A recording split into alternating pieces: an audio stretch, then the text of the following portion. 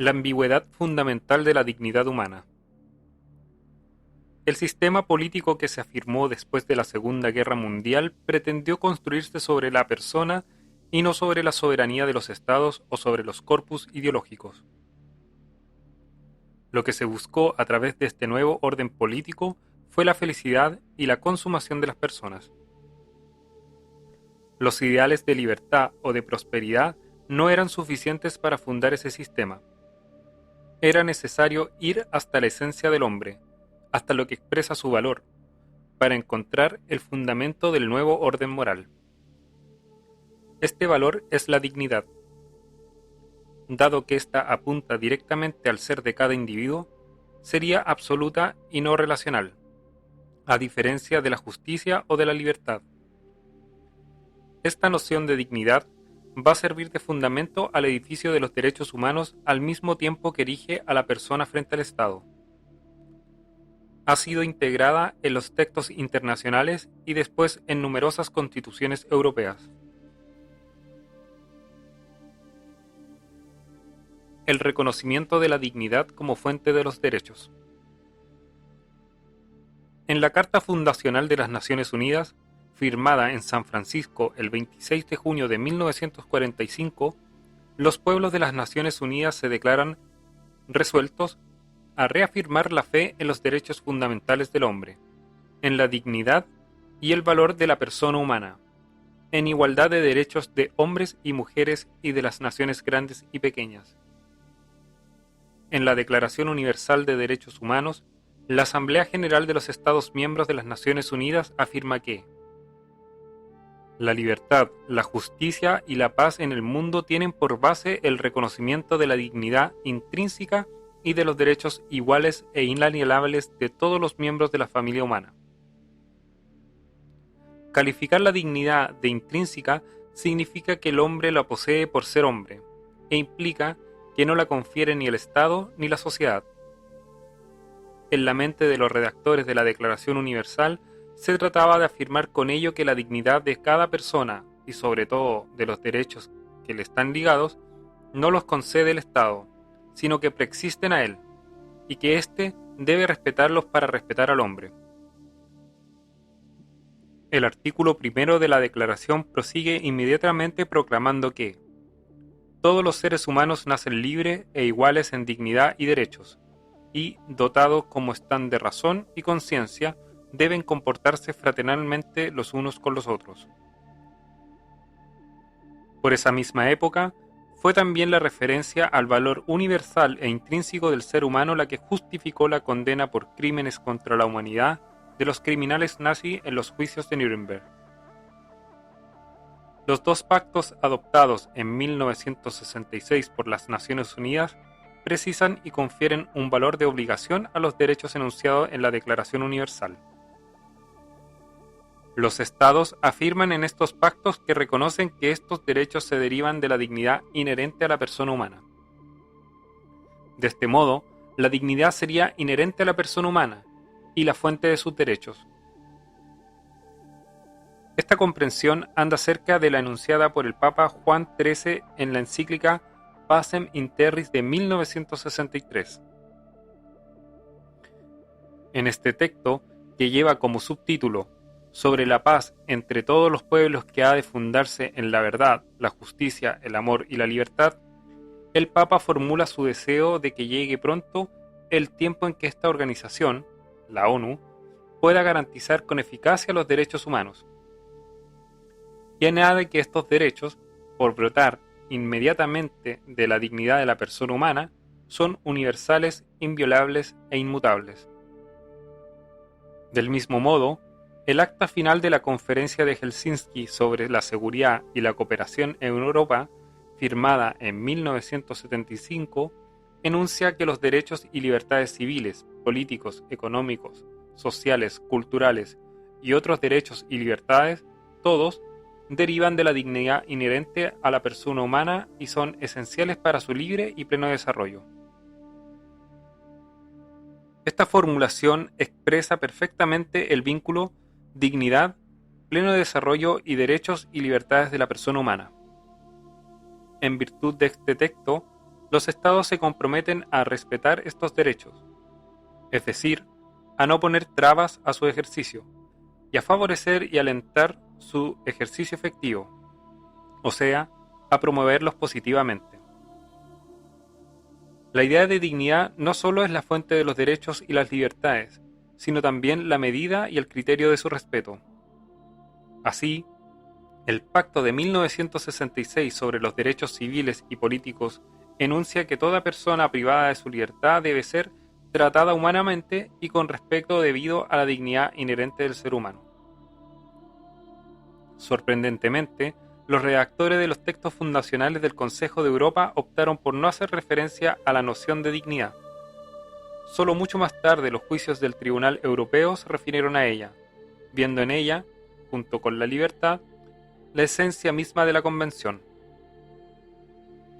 En 1997 y después en 2002, los Estados miembros se referirán también de manera explícita a esta noción en unos tratados relativos a la bioética y a la abolición de la pena de muerte. La ambigüedad fundamental de la dignidad. El amplísimo consenso de que goza la noción de dignidad oculta un desacuerdo de fondo en cuanto a su significación. A pesar de su éxito, la dignidad no ha cesado de ser objeto de debate, un debate alimentado por la imprecisión de su definición y de su justificación, hasta el punto de hacer decir a algunos que no es más que un eslogan, un concepto borroso, que pretende disimular la falta de fundamento objetivo de los derechos humanos, y a fin de cuentas, una noción inútil que sería preferible abandonar, en pro de la claridad del derecho. Así pues, la noción que pretende fundamentar teóricamente el edificio de los derechos humanos, e incluso más allá, el del ideal democrático, sigue siendo objeto de contestación no solo en su existencia y significación, sino hasta en su misma realidad. Con todo, se supone que la noción de dignidad contiene la definición de hombre e implica la de sus derechos. La ambigüedad en cuanto a su significación procede de un desacuerdo más profundo en cuanto a lo que es el hombre y a lo que constituye su valor. Ahora bien, el contenido de los derechos humanos depende de lo que éste es, y su autoridad depende de su valor. De este modo, toda ambigüedad sobre la dignidad humana repercute en el conjunto de los derechos humanos. Todo el mundo está de acuerdo en reconocer que el valor del hombre aparece de manera nítida en lo que visiblemente le distingue de los animales: su inteligencia, su conciencia, su libertad, su voluntad, eso que por lo general recibe el nombre de espíritu. Los desacuerdos aparecen cuando nos preguntamos por lo que es este espíritu. ¿De dónde le viene al hombre esta facultad extraordinaria y qué relación mantiene ésta con el resto del mundo que es materia y en particular con el cuerpo? ¿Ha sido creado el hombre? ¿Mantienen el espíritu y el cuerpo una relación armoniosa o antinómica? ¿Es el hombre humano en virtud de su espíritu y animal en virtud de su cuerpo, o más bien es humano en virtud de la unión de lo uno y lo otro? Esta pregunta fundamental se planteó durante la redacción de la Declaración Universal y entraña consecuencias directas sobre la definición del hombre y de sus derechos. Dos eran por entonces las corrientes de pensamiento dominante y se confrontaron para imponer su respuesta: las antropologías de inspiración cristiana y de inspiración materialista. Esta alternativa se encarnó en aquel tiempo de manera ejemplar en la alternativa entre el filósofo católico Jacques Maritain y el naturalista libre pensador Julian Huxley. Ambos ejercieron una notable influencia intelectual en la elaboración de la Declaración Universal de Derechos Humanos, en particular en el seno de la UNESCO, la Organización de las Naciones Unidas para la Educación, la Ciencia y la Cultura. A través de estas dos personalidades, fueron dos tradiciones dotadas de dos concepciones del hombre las que se opusieron y desembocaron en dos comprensiones de su dignidad: la dignidad de la persona humana y la dignidad desencarnada del individuo. La dignidad de la persona humana. La concepción de la dignidad aportada por los filósofos personalistas y los responsables políticos cristianos de la posguerra, se inserta en una larga tradición que tiene su origen en el pensamiento griego, judío y después cristiano. Dicho de manera resumida, reposa en primer lugar en la constatación de que el hombre forma parte de un todo, el cosmos, y que ocupa en él un sitio eminente, y a continuación en el hecho de que, en consecuencia, debe respetar esta dignidad en sí misma y en cualquier otro. Vivir dignamente es vivir de acuerdo con la naturaleza humana. De esta exigencia se derivan una moral y un derecho natural que reconocen como bueno y justo aquello que participa en la consumación de la naturaleza humana. Veamos esto con más detalle. La dignidad de la persona humana expresa simplemente el valor de lo que lo distingue y sitúa al hombre por encima de las otras criaturas, a saber, su razón y su libertad, es decir, la posesión de un espíritu. Aristóteles enseña que el hombre es el mejor entre los seres vivos, pero no es lo mejor que hay en el universo. El orden del mundo y sus elementos son superiores a él. Según el enfoque clásico, el hombre no debe a sí mismo su superioridad, se la debe a la naturaleza. Es la naturaleza la que sobresale en el hombre y no el hombre el que sobresale en la naturaleza. Esta excelencia no empuja al hombre a querer dominar el universo, sino a insertarse en su armonía, porque la naturaleza es más vasta y más perfecta que el hombre. Cicerón escribió en este sentido que vivir de acuerdo con la naturaleza es el bien supremo. Para los creyentes, primero los judíos y después los cristianos, fue el Creador quien elevó al hombre por encima de la condición animal al infundirle un alma espiritual a fin de hacerle acceder a la vida del espíritu y destinarle a la vida eterna. El salmista dice del hombre que Dios le hizo poco inferior a los ángeles, lo coronaste de gloria y dignidad, y que todo lo sometiste bajo sus pies. Así pues, Dios estableció al hombre justo por debajo de él. El hombre tiene la dignidad de una criatura, de un heredero, de un hijo. Una dignidad que no es algo merecido ni el hombre puede enorgullecerse de ella, sino que debe vivir a su altura, es decir, dignamente. La persona es digna en cuerpo y alma. Santo Tomás de Aquino, realizando la síntesis entre Aristóteles y el Evangelio, insiste en el hecho de que el hombre es digno con su cuerpo, aun cuando sea en virtud de su razón y de su libertad, como es a imagen de Dios. Aristóteles subrayaba, ya que el alma y el cuerpo son una única realidad, porque no puede haber cuerpo vivo sin alma, su oposición, a la manera de los dualistas, es ilusoria. El libro del Génesis dice también del hombre que es un alma viviente, porque Dios ha insuflado en él un aliento de vida. San Agustín insiste en el hecho de que lo propio del hombre es ser la unión del alma y del cuerpo, a diferencia de los ángeles que no tienen cuerpo y de los animales que no tienen espíritu. Lo propio del hombre es ser los dos a la vez. El cuerpo comparte así la dignidad del hombre, no puede ser objeto de desprecio ni ser separado del hombre. San Pablo dice de él que es el templo del Espíritu Santo, por consiguiente, Dios mismo lo considera suficientemente digno como para convertirlo en su morada. Más aún, el cuerpo del hombre no está destinado a la corrupción de la muerte, también está llamado, al fin de los tiempos, a la resurrección de la carne, es decir, a la vida eterna. Y toda carne verá la salvación de Dios, anuncia San Lucas. La carne no es mala, no es la materia la que ha introducido la corrupción y la muerte, sino el pecado. De esta suerte, en la fe cristiana, lo propio del hombre es ser la unión de un cuerpo y de un alma. Y así es como es digno y cómo debe vivir, preservándose en la doble tentación de identificarse exclusivamente con su espíritu, a ser el ángel, o con su cuerpo, a ser el bruto, porque entonces desfigura en sí mismo la naturaleza humana. De ahí resulta que el cuerpo humano queda ennoblecido en esta elevada dignidad y destino, y que el hombre debe aprender a vivir de acuerdo con su naturaleza, de manera unificada y armoniosa. Este punto es capital, y a veces tan difícil de admitir como de vivir.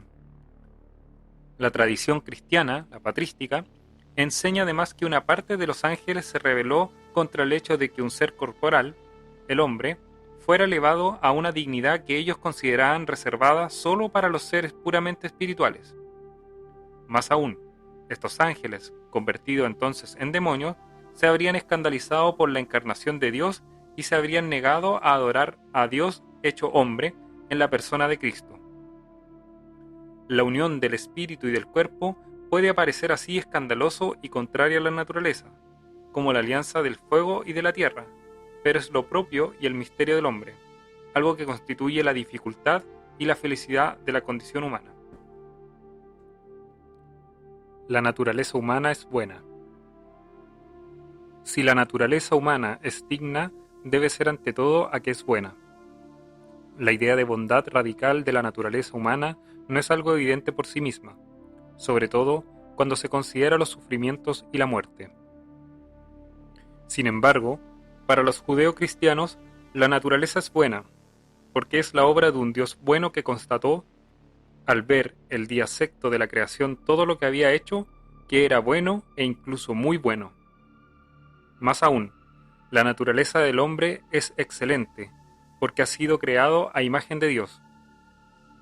A buen seguro, el pecado original la ha herido, pero la encarnación de Cristo y su sacrificio en la cruz han restaurado la dignidad del hombre y le ensalzan. Puesto que Dios, al elegir hacerse hombre, le procuró una dignidad que ninguna otra criatura, ni siquiera angélica, podría reivindicar. San León Magno, en el siglo V, resume así la concepción cristiana de la dignidad. Despierta, oh hombre, y reconoce la dignidad de tu naturaleza. Recuerda que fuiste hecho a imagen de Dios. Esta imagen, que fue destruida en Adán, ha sido restaurada en Cristo. Dignidad y fraternidad universales. La naturaleza humana es compartida, como herencia, por toda la descendencia de Adán. La fraternidad y la dignidad son, por consiguiente, universales. Todos los hombres participan de ella, sean cuales sean sus diferencias, pues éstas tienen su fuente en un modo más profundo que en la raza, la nación, la instrucción o el sexo, en la común naturaleza humana, que es en sí misma algo querido por Dios. Ahí radica el hecho de que la dignidad humana sea inherente a la persona. La universalidad se acomoda perfectamente a la diversidad y a las desigualdades de condición. Es más, Cristo enseña, por medio de la caridad, el amor al prójimo, incluso y sobre todo cuando se trata de un extranjero y por consiguiente alguien diferente, y más allá de las exigencias de la justicia. Esta caridad realiza con actos la fraternidad en Dios.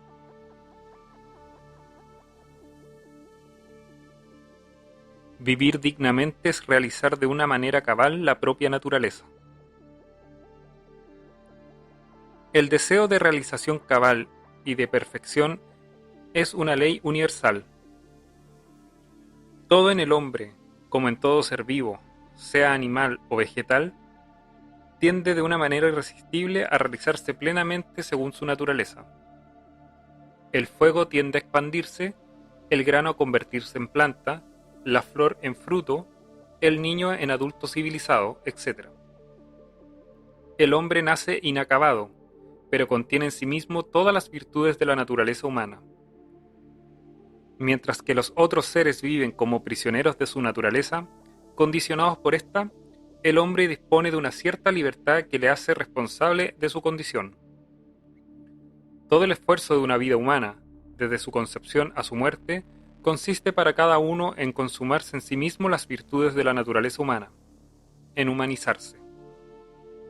Los romanos veían en este deseo un deber, el de perfeccionar en sí mismo la naturaleza humana y de respetarla en los otros.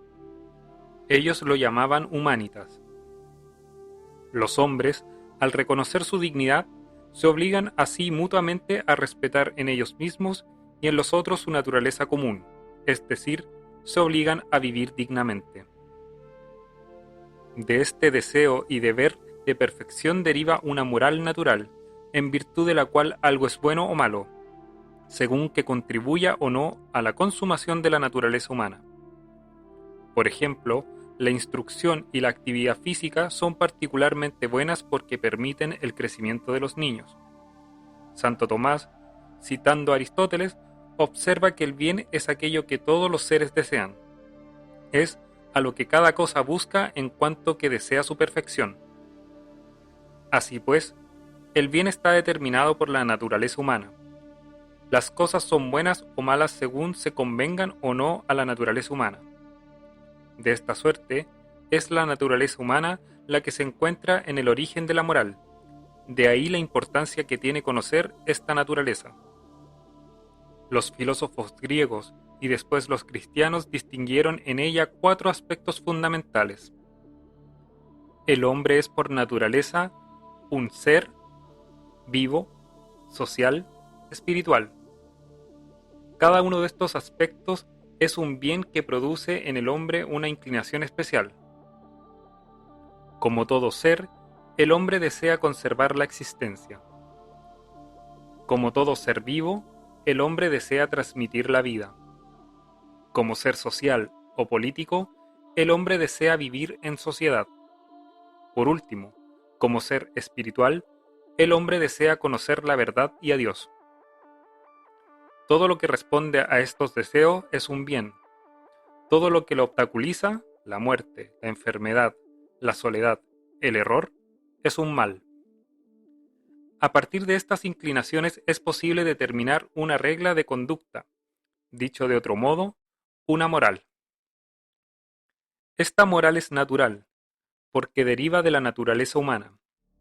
Ella es la vía, el camino recto por el que la persona realiza su ser, su naturaleza humana, de manera cabal. Ella es la ley moral natural, la ley grabada en los corazones accesibles a la razón. Así, esta ley natural no crea el bien, sino que es el bien el que determina la ley. La razón deduce la ley a partir del bien deseado, del mismo modo que se deduce un camino a partir de una meta que deseamos alcanzar. Al observar esta ley, la persona se consuma en sí misma y en ella encuentra su bien. La ley natural. Esta ley natural existe independientemente de la voluntad de los legisladores. Se encuentra en el origen de los derechos humanos.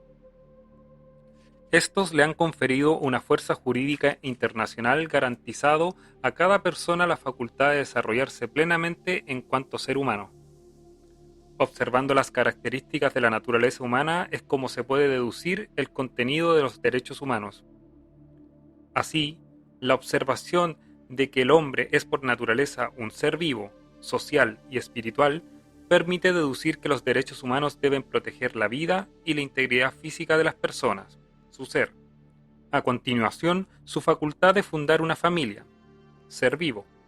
Después, la de asociarse y expresarse, ser social. Y por último, las libertades de la conciencia, ser espiritual. La consideración de la naturaleza y de la dignidad de la persona humana permite así establecer los derechos humanos, su finalidad, su contenido, su autoridad y su universalidad. Es preciso señalar aquí que la ley natural difiere de la justicia en que la primera tiene por objeto el bien y la segunda lo justo. Mientras que la ley natural reconoce a cada uno el derecho natural a realizarse en plenitud según su naturaleza, la justicia es una cuestión de equidad y consiste en atribuir al otro lo que le es debido. Ciertamente, los derechos humanos pueden servir a la justicia, por ejemplo, en el hecho de que la alimentación y la instrucción es algo que se debe al niño, pero no son idénticos a la justicia. A partir de esta concepción de naturaleza y de la dignidad humana es donde algunos filósofos o diplomáticos, entre los que se encuentra el francés Jacques Maritain y el libanés Charles Malik, han tomado su visión de los derechos humanos, e inspiraron e influyeron profundamente en la redacción de la Declaración Universal. Se propusieron evitar que ésta adoptara una comprensión materialista, individualista o colectivista del ser humano. No lo consiguieron plenamente. Como señaló Jacques Maritain, las opiniones se dividieron a propósito de los derechos humanos en dos grupos opuestos: los que aceptan de un modo más o menos explícito y los que rechazan más o menos explícitamente la ley natural como fundamento de estos derechos.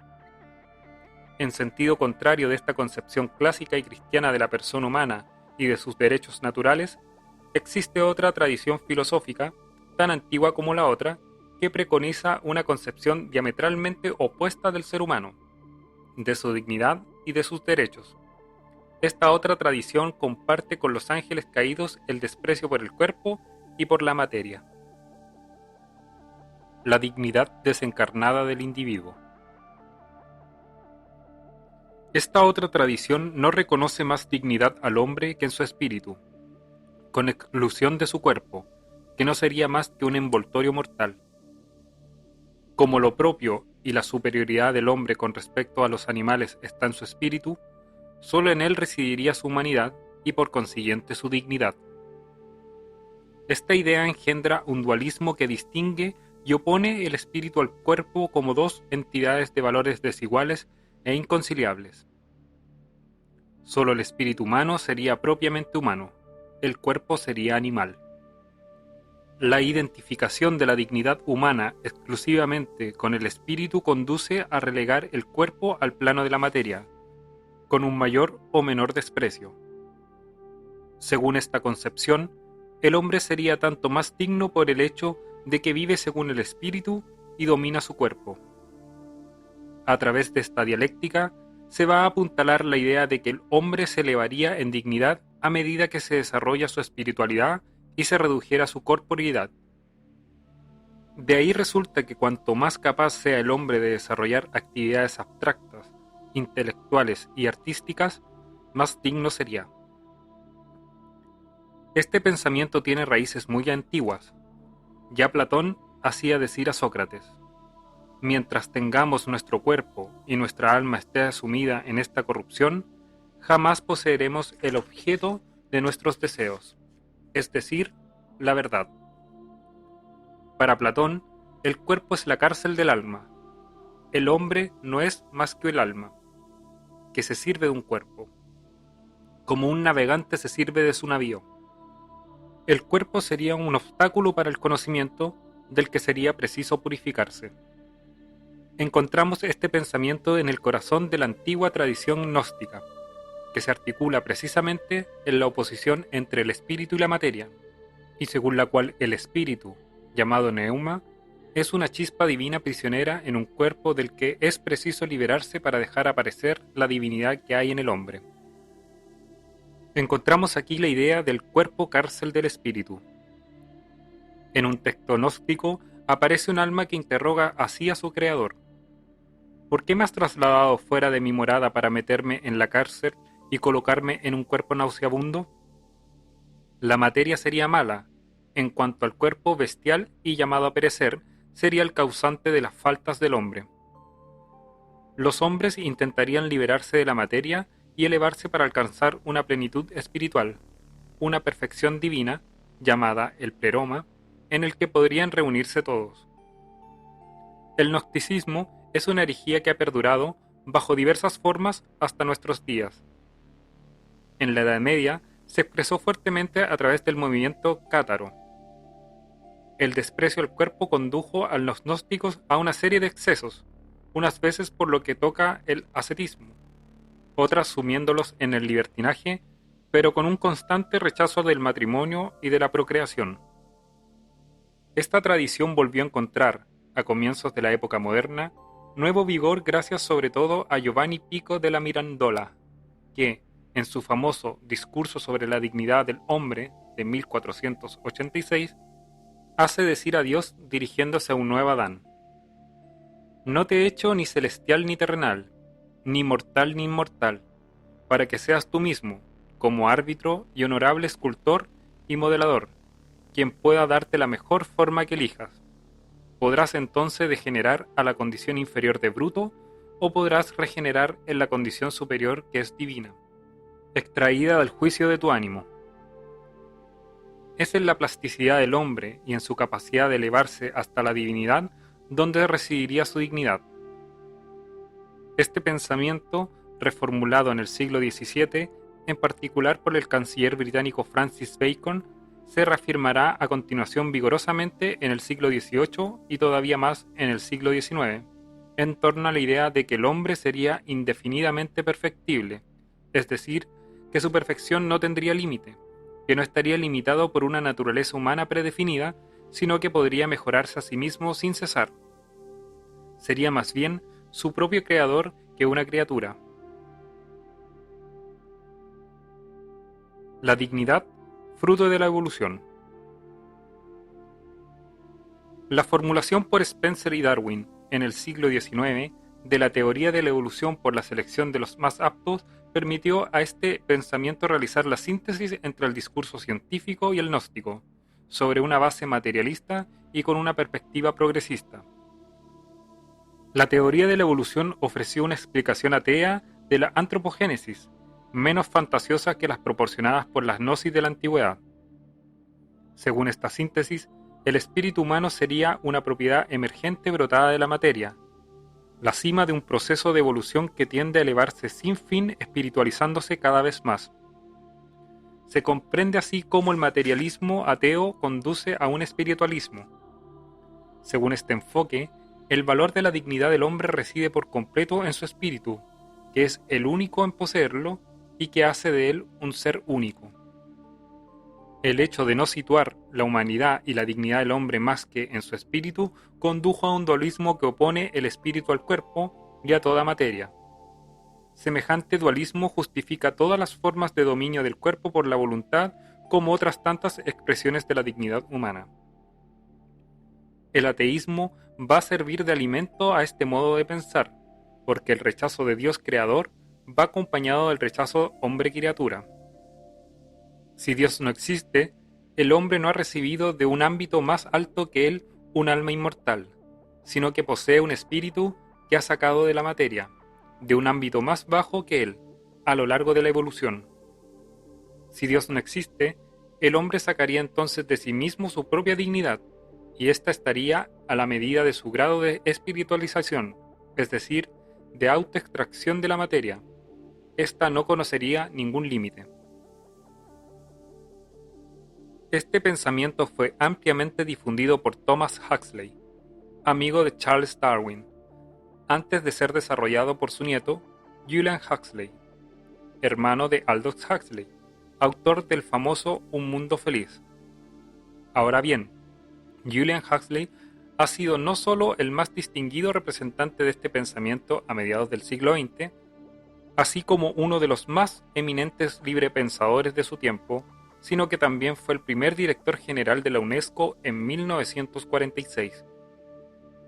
En este tiempo, ya era muy conocido por haber publicado numerosas obras con títulos evocadores, tales como Religión sin revelación, de 1927, Evolución, la síntesis moderna, de 1942, Remodelar la herencia del hombre, la biología al servicio del hombre, de 1944. Convencido de que el espíritu es fruto de la evolución, afirma que el hombre, por medio de una intensa selección de chimpancés, podría suscitar en ellos, en unas cuantas generaciones, la capacidad de la palabra y del pensamiento, es decir, del espíritu. Siguiendo este pensamiento, y considerando que la evolución procede tanto por adquisición de nuevas capacidades como por abandono de antiguas, la piel reemplaza las escamas, las aletas se transforman en manos, estima que ciertas características humanas son como un peso que ralentiza la evolución, como un animal estorbado por unas alas atrofiadas.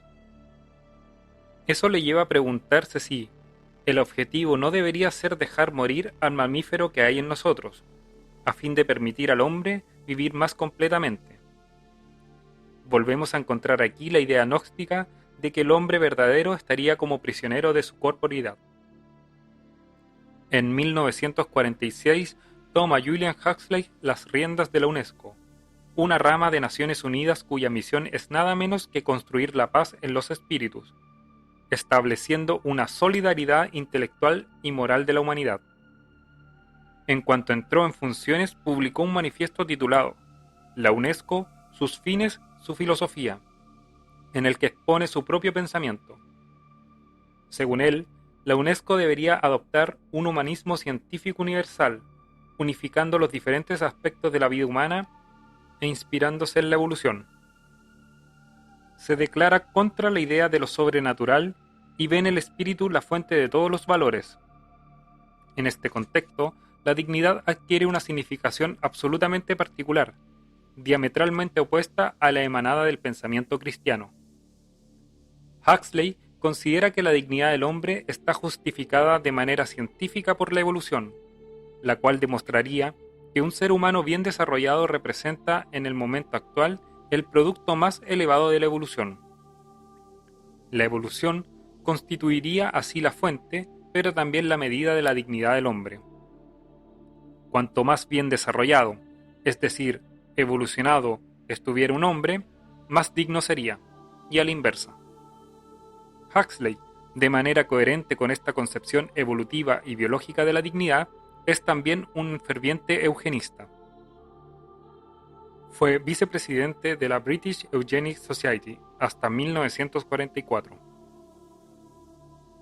Por ese mismo tiempo, otro biólogo filósofo, Pierre Lacombe Dunois, publica un libro titulado La dignidad humana, en el que ofrece un excelente resumen de esta concepción materialista del hombre. Merece que lo citemos por la claridad de sus afirmaciones y para mostrar que este pensamiento era ampliamente compartido en esta época. La evolución es la historia de los fenómenos sucesivos que han hecho posible el nacimiento del pensamiento y de la conciencia. Consiste en una sucesión de estadios en el que cada uno representa un enriquecimiento y una liberación. Todo sucede como si el espíritu no hubiera podido realizarse más que de una manera progresiva, abandonando a lo largo del camino los andamios que se han vuelto inútiles a raíz de la aparición de formas más perfectas que han evolucionado lentamente hacia la perfección última, todavía muy lejana. Es contra esta herencia, contra esta inmensa acumulación de recuerdos que datan de épocas desaparecidas para siempre y hoy desprovistas de sentido, contra lo que el hombre debe luchar para preparar la llegada del ser puramente espiritual en que debe convertirse. La evolución prosigue en nuestra época no ya en el plano fisiológico, sino en el espiritual y moral. Una moral nueva. De esta concepción del hombre se desprende una nueva moral. Pierre Lacombe Dunois nos ofrece un resumen de la misma. De ahora en adelante, el bien consiste, por tanto, en el respeto de la dignidad adquirida al alejarse cada vez más de los ancestros animales y en la obediencia a las órdenes de la conciencia, esto es, contribuyendo al progreso de la evolución. Y el mal consiste en el retorno a la animalidad, en la obediencia a las órdenes fisiológicas, en el desconocimiento de la dignidad humana, en la negativa a participar de la obra divina, la evolución. Podemos identificar sucintamente algunos aspectos de esta moral. El bien es el progreso de la evolución. La dignidad tiene por objeto el espíritu, que se define a sí mismo en oposición a la materia. Esta dignidad desencarnada niega el valor de todo lo que es material y encarcela al espíritu. Todo lo que condiciona a la persona, la familia, la historia, la nación, el patrimonio, aparece despreciado. Así, según esta moral, el mal es la animalidad, las herencias del pasado, en pocas palabras, la materia. Debemos señalar que no se define el bien en sí mismo, sino solo en oposición al mal, como un movimiento indefinido de la liberación de la materialidad, como el progreso de la evolución, espiritualización. La trascendencia ilimitada del espíritu. Esta dignidad desencarnada trasciende de una manera absoluta a la materia. lleva al individuo por encima de la realidad material. Según el pensamiento clásico y cristiano, el hombre es capaz de conocer a Dios y los trascendentales, lo bueno, lo verdadero y lo bello, pero no contiene en sí mismo el principio de trascendencia. Decir, en cambio, como hacen los materialistas evolucionistas, que el hombre en sí mismo trasciende equivale a reconocer un poder y una dignidad incondicionados, sin límites, hasta entonces reservados a Dios. Si el hombre es trascendente, nada puede detenerle, carece de toda medida. Esa sería su verdadera dignidad, casi una majestad. No todos los individuos tienen la misma dignidad. Según la concepción materialista de la humanidad, la dignidad de cada individuo depende de su propio grado de espiritualidad. Por consiguiente, es relativa. Así, cada ser tiene una dignidad proporcional a sus capacidades intelectuales que varía a lo largo de la vida de cada individuo en función del crecimiento y del declinar de sus capacidades, pero también de un individuo a otro, porque es la posesión de estas capacidades lo que le proporcionaría a la humanidad. Recordemos que, a la inversa, para los sostenedores de la dignidad de la persona humana, la dignidad está ligada a la naturaleza humana, que es la misma para todas las personas, sean cuales sean y en todos los tiempos. Los hombres son naturalmente desiguales. Dado que la perspectiva evolucionista no es horizontal, sino que apunta hacia lo alto, los hombres son naturalmente desiguales.